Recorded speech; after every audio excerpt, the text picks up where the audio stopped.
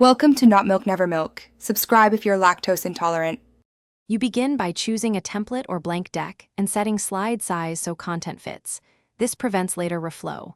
Once done, enable grid and snap to guides to align objects quickly and choose a master layout to keep formatting consistent.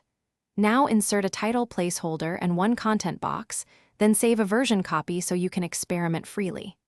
This first step saves time. Do it before styling, because consistent foundations reduce rework when you add images, charts, or animations. Now you add the actual content, paste text into placeholders and apply font hierarchy so viewers scan easily. Make sure images are high-res, crop inside PowerPoint, and use shape masks for polished shapes. This keeps file size manageable.